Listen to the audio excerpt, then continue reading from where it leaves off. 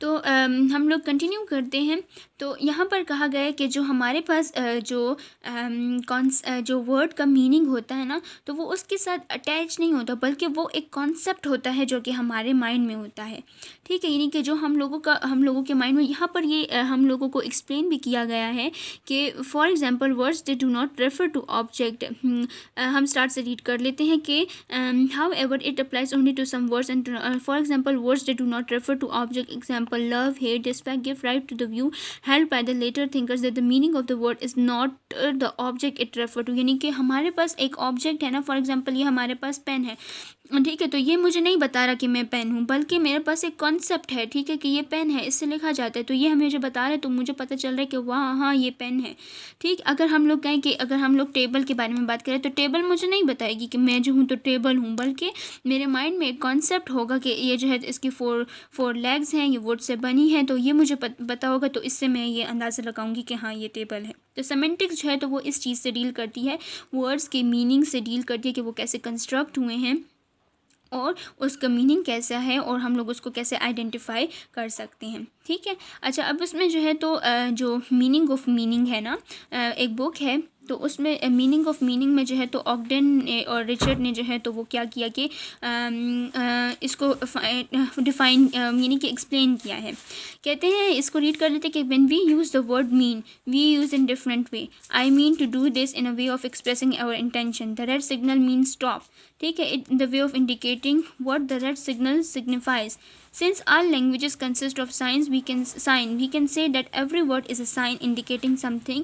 Usually, a sign indicates the other sign. ठीक है, यानी कि इसमें सिंपल ये बात की गई है कि हम लोग ऑगडन और रिचर्ड कह रहे हैं कि हमारे पास जब हम लोग मीनिंग को डिफरेंट तरीके से लेते हैं, यानी कि कोई जो हमारे माइंड में जो वो होता है ना, यानी कि साइन और हमारी जो साइन होते हैं, जिस यानी कि साइन जो होते हैं, और इसके अलावा जो हमारे कॉन्सेप्ट होते हैं, उनके ज़रिए जो है तो वो हम लोग ये सब कुछ इंडिकेट कर रहे होती हैं।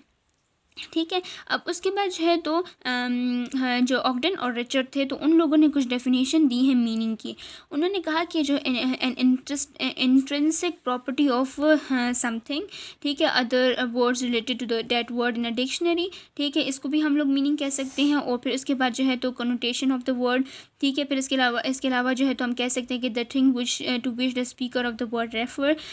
ठीक है, और इसकी यानी कि जो वो वाली चीज़ जो कि स्पीकर रेफ़र करना चाह रहा है, ठीक है, तो उसको भी हम लोग मीनिंग कह सकते हैं। ठीक है, the thing to which the speaker of that word should refer, the thing to which the speaker of the word believes himself to be referring. ठीक है, the thing to which the hearer of that word believes is being refer to. तो इसकी ये different definition है जो कि ऑगडन और Richard ने दी हैं। ठीक है, फिर उसके बाद जो है तो हमें बताया गया नेक्स्ट पैराग्राफ में कि these definitions refer to many different ways in which meaning is understood. One reason for the range of the definition of meaning is that words in a language are of different types. यानी कि हमारे पास language में जो words होते हैं वो different types के होते हैं। ठीक है, यानी कि हमारे माइंड में उसका कॉन्सेप्ट इंडिकेट हो जाता है, कॉन्सेप्ट आ जाए, मतलब कि एरो जो है तो वो हमारे पास, यानी कि एरो अगर हम लोग देखें तो इसका ये साइन है, ये इंडिकेट करे कि इसको डायरेक्शन को, तो हमारे इस एरो को देख के ऑटोमेटिकली हमारे माइंड में आ जाता है कि ये डायरेक्शन को इंडिकेट कर रहा है। तो साइन जो होते हैं ना, तो वो हमारे पास इंडिकेट करते हैं, मीनिंग को अंडरस्टैंड करने में हेल्प करते हैं। और जो साउंड्स होते हैं तो वो भी हमारे पास मीनिंग को इंडिकेट करने में, उनको अंडरस्टैंड करने में हेल्पफुल होते हैं। ठीक, अच्छा, moving towards the next slide which is about words and meaning. ठीक है, यानी कि वर्ड्स जो होते हैं ना, वर्ड्स और उनके मीनिंग्स हम लोग खुद हैं, यानी कि वर्ड्स के मीनिंग हम खुद ही बनाते हैं, वो हमारे कॉन्सेप्ट से बनते हैं। जैसे कि हमारे पास हम कहते हैं कि Humpty Dumpty said and rather a scornful tone, it means just what I choose to mean neither more nor else. ठीक है, यानी कि अगर मैं कहूँ कि हमटी डमटी, तो ये सिंपल एक हमटी डमटी है। ठीक है, लेकिन मैंने अगर इसको टोन में नहीं कहा मैंने अगर मैं कहूँ कि Humpty Dumpty sat on a wall, ठीक है, तो इसका मीनिंग अलग होगा। अगर मैं इसको दूसरे तरीके से कहूँगी तो इसका, यानी कि ये मीनिंग्स जो होते हैं, वर्ड्स के मीनिंग जो होते हैं, तो वो हम लोग खुद इंडिकेट कर रहे होते हैं। सेमेंटिक्स में सिर्फ यही बात हमें समझाई जा रही है। ठीक, अच्छा, अब उसके बाद जो है तो सेंस और रेफरेंट के बारे में हमारे पास बात आ जाती है।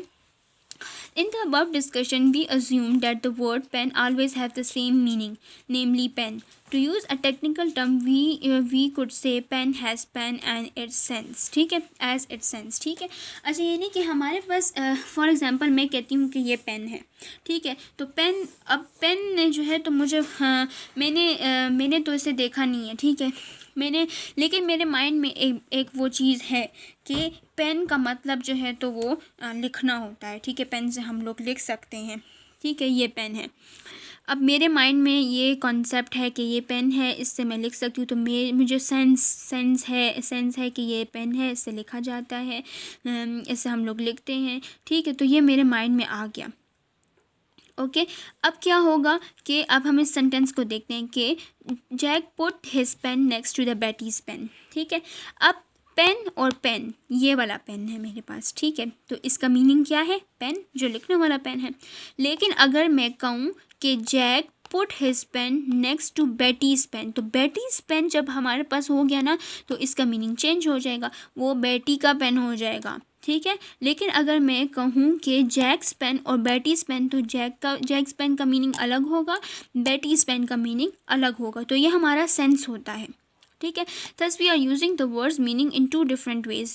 When we agree that both example of pen have the same meaning, we mean that they have the same sense. यानी कि उन दोनों का सेंस जो है तो वो सेम है.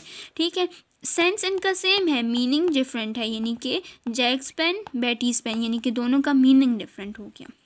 ठीक, अच्छा, अब उसके बाद जो है तो this is a technical term which we could easily use for having something particular in mind. We when saying a words which is the verb refer. This allow us to say that the speaker of was referring the Jack's pen when saying his pen, but to Betty's pen when saying Betty's pen.